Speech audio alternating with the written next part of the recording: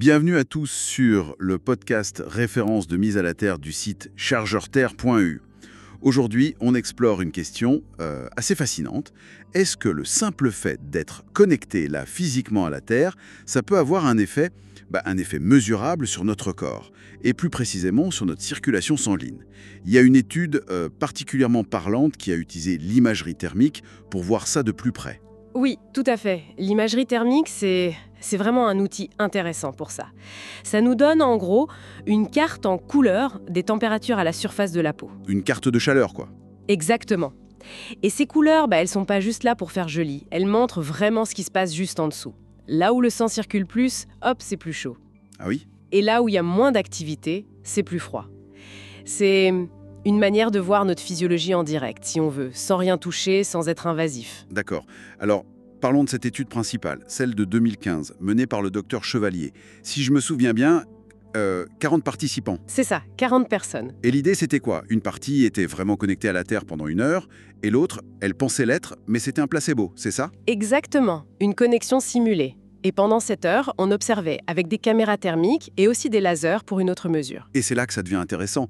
Voir comment ce simple contact, ça a l'air d'influencer notre régulation interne. C'est assez fou, non? Absolument. Et si on regarde les images de l'abdomen, c'est assez frappant. Chez les personnes qui étaient vraiment connectées, Oui. on voit la température qui devient beaucoup plus uniforme, plus homogène sur toute la zone.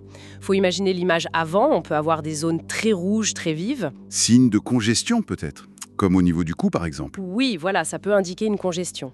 Et après 1 heure de contact avec la Terre, l'image, elle s'apaise.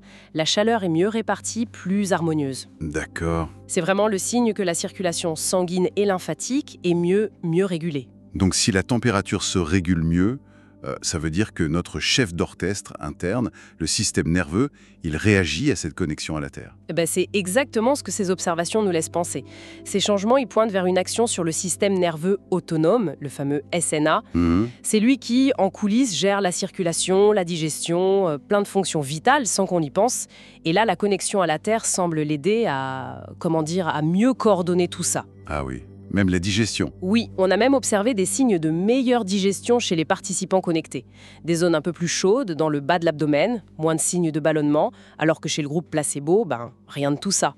Pas d'amélioration visible de la régulation. C'est déjà impressionnant pour l'abdomen, mais l'étude s'est aussi intéressée au visage, c'est bien ça? Oui, et les résultats, ils vont un peu dans le même sens. En fait, il y avait une autre analyse, publiée juste 1 an avant, en 2014, D'accord. qui utilisait une technologie laser cette fois.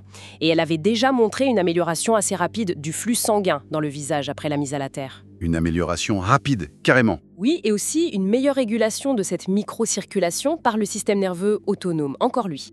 Et du coup, les images thermiques du visage de l'étude de 2015, elles confirmaient ça, hein? Tout à fait, c'était très visuel. Chez les personnes connectées, on voyait clairement un réchauffement général du visage. Donc plus de sang qui arrive. Voilà, signe que ça circule mieux.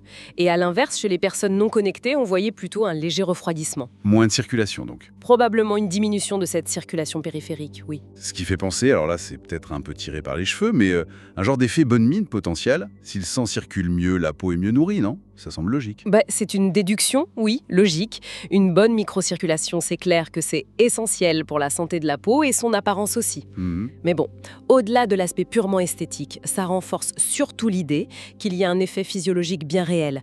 Et il faut voir ça de manière plus large, je pense. C'est-à-dire? Comment ça, plus large?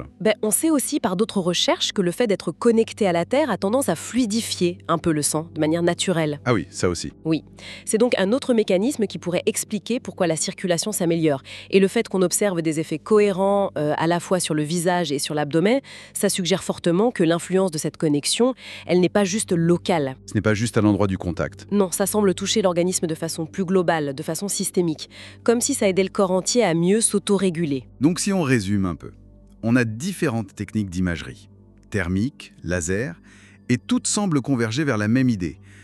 Être simplement en contact physique avec la Terre, ça pourrait influencer positivement notre circulation sanguine. Oui, et de façon mesurable. Et ça influencerait aussi la façon dont notre système nerveux autonome gère nos fonctions internes, comme la digestion ou cette même circulation. Exactement. Et ça nous amène à une réflexion, je trouve, assez fondamentale. Laquelle? Comment ce contact si simple, si primaire, avec la surface de notre planète, quelque chose que l'humanité a vécu pendant la majeure partie de son histoire, faut pas l'oublier. Oui, on marchait pieds nus, on dormait par terre. Voilà. Comment ce contact peut-il interagir de façon si subtile et pourtant si significative avec la mécanique incroyablement complexe de notre corps? Je pense au SNA, à la microcirculation. C'est vrai que ça interpelle. C'est une invitation, peut-être, à reconsidérer ce lien biologique qu'on a un peu perdu, ce lien fondamental avec la Terre. Une piste de réflexion intéressante pour finir. Merci de nous avoir suivis et on se retrouve très vite sur le site Earthing de référence sur la mise à la Terre, chargeurterre.eu.